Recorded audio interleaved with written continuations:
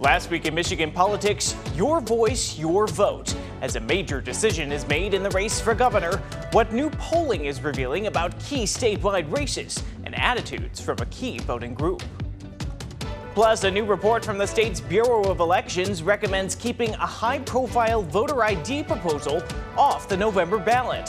Why that is and why it may not be the end of the road just yet. And leaders in one of West Michigan's largest cities have voted to halt new data centers. We have details on the vote and the meeting from the night it happened. I'm Josh Alburtus, and this is your 13 on your side rundown.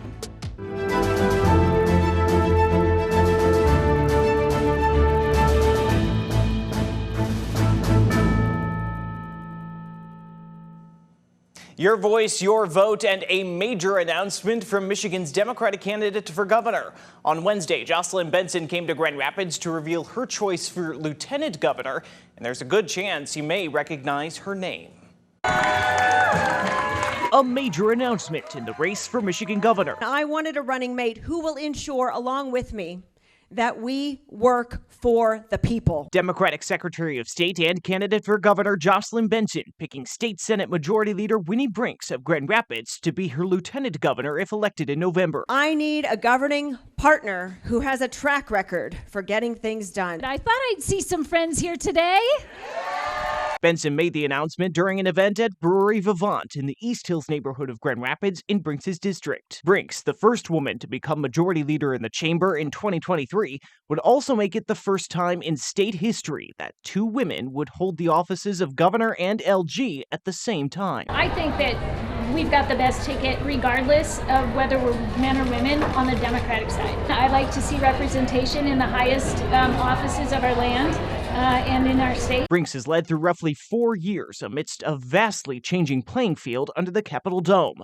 In 2023 and 2024, Brinks led her caucus during the state's first Democratic trifecta in roughly 4 decades, as the party moved at warp speed to pass priorities from civil rights and firearms reform to new labor and tax law. As your next lieutenant governor, I want to build on the progress that we've made by supporting Jocelyn's vision of lowering costs, raising wages, and making Michigan a place where everyone can afford to live and thrive. For the past year and a half, Brinks has navigated through a split legislature with Republicans in control of the state house, a split that's led to long, drawn-out battles over key issues, including the state's all-important annual budget. I think it's really a strength to have so many strong relationships with legislators already, and I think that will help us move our agenda. It will help us find common ground, and it will also help us work out differences.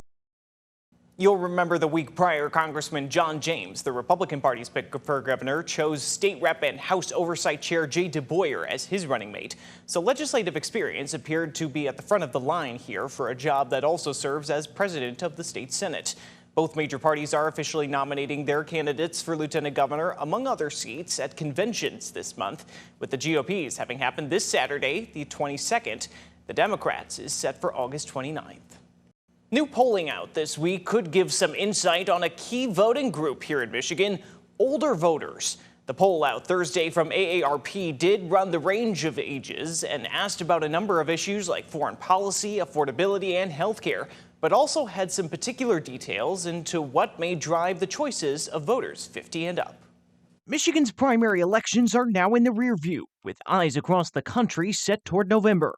Now, a new poll from AARP using a bipartisan polling team gathered new information about the thinking of who have long been a key voting bloc, older voters. We have seen time and time again the outsized impact of older voters on elections, especially in midterm years. The poll of almost 900 likely Michigan voters reached those across all voting age groups, but found particular motivation from older voters that are known for their electoral turnout. 86% of voters, 50 plus, rated themselves a 10 on a 10-point motivation scale to cast their ballot. In the state's all-important race for an open U.S. Senate seat, Democratic candidate and former Wayne County health official Dr. Abdul El-Sayed led former Republican Congressman Mike Rogers overall by a single point. We see a fairly significant age gap here with El-Sayed leading with voters under 50. by a 14-point margin, while Rogers leads with voters 50 plus by 9 points. And in the race for governor, Democratic Secretary of State Jocelyn Benson led Republican Congressman John James by 5. Benson's margin among voters under 50 is actually 1 point below El Sayed's, but her margin with 50 plus voters is 8 points better than his. I think the most notable difference here, though, is looking at those swing voters 50 plus. Benson leads among those voters by a 28-point margin, so that is a 61-point swing from El Sayed's 33-point deficit with them. Those likely swing voters 50 and up, leaders indicated, will likely be a key group for any campaign. So what was top of mind for them out of 12 high-profile issues? Their top 2 issues are rising prices and affordability, and Social Security and Medicare. For those 65 and up, Social Security and Medicare rose to the most important issue, with those 50 and up largely making it a key factor in their potential decision. 86% of older Michigan voters say Social Security is at least very important in deciding their vote. If candidate took an issue, a stance as those laid out here, older voters are ready to reward those candidates. Michigan may be set to play a big role in who will be Democrats' 2028 presidential nominee, a bigger role than any other state in the region. Last Saturday, the Democratic National Committee voted to choose its early states for the cycle. Michigan was the sole Midwestern state chosen to be in the party's so-called early window starting in January. Michigan would go 5th overall with its primary under state law and in this DNC-approved calendar on February 22nd, 2028. Access to health care continues to be a top issue for many in Michigan. On Monday, critics of the federal health care strategy spoke out on what they say are rising costs and coverage cuts, as numbers tell us what the impact may be. I was just talking to a nurse practitioner last week who takes care of a 30-year-old mom with kids. For Megan Erskine, CEO of Catherine's Health Center in the Grand Rapids area, the story of healthcare has a human face. She has poorly controlled diabetes, and she does not get health insurance through the marketplace because she can no longer afford it. She chooses to put food on the table and keep a roof over her kid's head at the expense of her health. Erskine gathered with other leaders Monday morning following a new report from the group Protect Our Care, which cited sources like KFF and Georgetown University, as well as past projections from nonpartisan left-leaning think tanks. KFF citing numbers like these from the Federal Centers for Medicare and Medicaid Services that showed from February 2025 to February 2026 about 130,000 fewer effectuated enrollments in Michigan, meaning 130,000 fewer enrollments with active marketplace insurance policies who had paid their premium for the month. That's a 27% drop in just a single year. Critics argued it comes amidst big changes from Washington. Expiring Affordable Care Act tax credits at the end of 2025, many feared, would lead to skyrocketing premium costs. According to KFF, premiums had risen by an average of 58% in 2026. There is nothing inevitable about healthcare becoming less affordable or less accessible. These are policy choices, and Congress can and should make different ones. Many also worried the rollout of Congress's One Big Beautiful Bill Act could throw Americans around the country off their health insurance through changes like new work requirements for Medicaid, touted as a way to ensure only those in true need receive benefits. This is about making sure that we've got able-bodied people who can work. Why would we have them on the government dole and not on a payroll? And again, this is not about someone who has a dependent, either an elderly dependent or a young dependent, or who is not physically or mentally capable and able to go work. This may sound reasonable and practical, but for individuals who have difficult and challenging work schedules, are gig employment, or have gig employment, are caregiving, or have limited digital access, this is just an administrative burden. Statewide races may be taking up a lot of the electoral oxygen, but local state legislative races could be set to play a massive role in where Michigan goes next. Why is that? The answer and more in state politics when we come back. While big races for governor, U.S. Senate, and other top seats are getting a lot of attention this year, every seat in our state legislature is on the November ballot. This doesn't happen every major election cycle. State reps are elected in 2-year cycles, while senators are elected every 4. And this year, these lower ballot races could determine the future of our state. It was called a wave when Democrats took full control of Lansing 4 years ago, with a trifecta in the state House, Senate, and governor's mansion for the first time in decades. We've got a lot more to do. The party moved quickly to pass priorities from firearms reform to new labor and tax law. That is, until Republicans took back the state House just 2 years later, writing messages like being a check on Democratic power. We did it.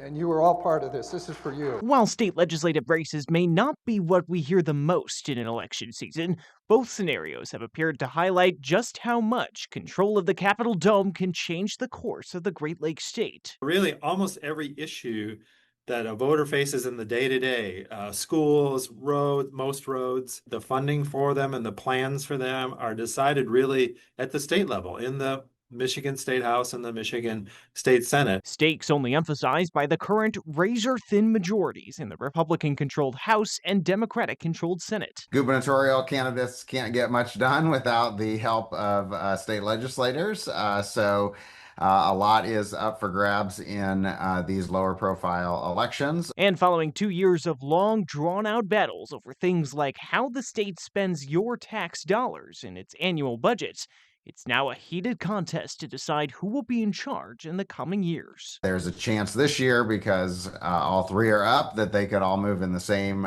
direction. A staff report from Michigan's Bureau of Elections is recommending that the State Board of Canvassers deny ballot access in November to a proposed constitutional amendment surrounding voter ID, estimating that the effort did not file enough valid signatures. The proposed constitutional amendment would require citizenship verification for voting, among other provisions.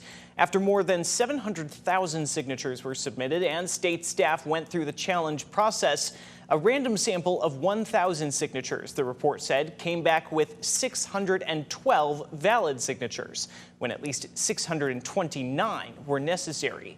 The 4-person bipartisan Board of Canvassers will meet on Monday, August 24th to consider whether the proposal should move forward.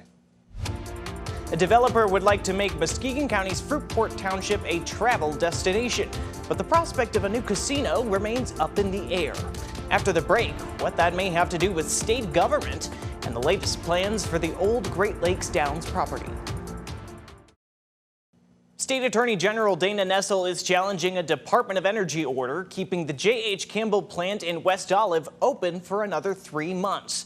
The plant has been in operation for more than 60 years. Consumers Energy was going to retire it starting last year, but the Trump administration continues to issue 90-day emergency orders to keep it available to operate. Last Friday, the DOE issued an order forcing consumers to keep the coal plant available to operate until November 14th. On Monday, Nessel called the order arbitrary and unlawful and says she plans to file a request for a rehearing. And we continue our coverage on the data center debate. Late Monday night, one of West Michigan's biggest cities put in place a year-long moratorium. The Kalamazoo City Commission unanimously approved that year-long moratorium for data centers, battery plants, and cryptocurrency mining facilities. The vote came more than 3 hours into the meeting. The agenda report for that night from the city attorney listed several potential impacts that data centers could have on the area, including water and consumption and significant noise. Some members of the public came out Monday to voice their concerns about what a data center might mean for the community. When they go up in communities, they consume huge amounts of power, and there's also tons of noise pollution, and it just raises the cost for everybody while only creating some construction jobs, and then those disappear, and it's just a few skilled people from outside of the community who are running the data centers, and it doesn't actually help the community that much. And here's a look at some of the data center proposals we've been following here in West Michigan. Community pushback against proposals have been going on for months in places like Lowell, Gaines, and Solon townships. Turning now to the future of a massive development in East Grand Rapids. The Gaslight Village development is polarizing neighbors, and earlier this month, a Kent County judge ruled that the City Commission's approval of the project is null and void. 13 on your side's Jordan Hatfield was at a City Commission meeting on Monday and has the latest on whether the project can move forward. East Grand Rapids City Commission meeting for the first time since Kent County Circuit Judge George Quist overturned their approval of a massive multi-million-dollar development in the Gaslight Village area. The development, announced in June 2024, would bring 150 new residential units alongside other commercial buildings, polarized community members, many of whom want to see new development in the area. That plan was for a massive build in the city here that doesn't meet our character, doesn't meet our charm, and I don't think it met our needs. Shortly after the commission approved the development in a close 4-3 vote last October, the next month residents filed a lawsuit. Judge Quist siding with the plaintiffs, arguing the commission needed a supermajority of all members to allow the development to go forward. Judge Quist ruled it null and void. Now we need to make a clean slate. While the commission can still appeal the decision, the neighbors at the meeting hope they don't. Will you accept the judge's decision, or will you appeal? We're looking forward to hearing what the result is. I can tell you that residents want to see the City Commission get to work on a new plan for development and to set a goal for, a 7-0 approval. Something that we can all get behind and support. Second Ward Commissioner Brad Hunter urging the residents that he hears what they're saying. The good news is that we now know there is a different way. First Ward Commissioner Ryan Burdick argues it's in the hands of the developer, Gaslight Investors, LLC. That's up to him. I'd love to see development, but it's kind of in their court on that one at this point right now. And the commission met to discuss the appeal further with the city attorney during a closed-door executive session. Their decision is expected to be announced at their next meeting on Tuesday, September 8th. And in Oceana County, the county is stopping its use of flock cameras before a trial period of the license plate readers is even over. In a memo to the Board of Commissioners dated August 13th, the undersheriff cited complaints from the public. The sheriff's office announced the start of a 90-day trial on August 3rd. The Little River Band of Ottawa Indians is moving forward with a planned development at the site of a proposed casino in Fruitport Township. This as the casino has yet to get approval from Governor Gretchen Whitmer. 13 on your side's Nick Nelson has more on the tribe's plans. Almost 20 years since the Great Lakes Downs Racecourse in Fruitport Township closed, the area where it sat has been collecting weeds with no development. We've been trying to have a casino for 15 years plus. We have that land over there in trust. We have 60 acres in trust. And then we have another 170 acres. Larry Romanelli, tribal Ogama of the Little River Band of Ottawa Indians, announced Thursday the tribe is moving forward with its development of this vacant space along Harvey Street, right off of I-96 and US 31 in Muskegon County. While 60 acres are held in trust specifically for a casino, the remaining acreage may be used for housing or commercial use. We're sitting on prime property right here, again, 96 and 31. So it would be not reasonable to keep this just vacant land. However, as crews have cleaned up the lot, plans for the casino remain stalled. Romanelli says there's confusion about Governor Gretchen Whitmer's intentions surrounding the casino development. He says up to this point, Whitmer has refused to discuss the matter. However, the tribal council has told him she's flat out giving a no on the project. Whitmer initially denied the project in 2022, citing conflicts with other tribal nations. Developer Denny Shared, who's helped put money forward on the project, has criticized what he calls Whitmer's inaction on the development. She owes it to this township, she owes it to that Ogama and his tribal council, great people, and his entire nation.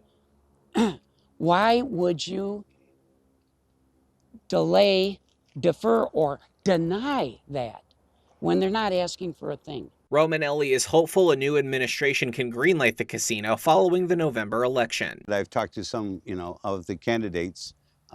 And I won't go any further than that because it's an election time and I don't want that. I really don't like the politics being involved with this.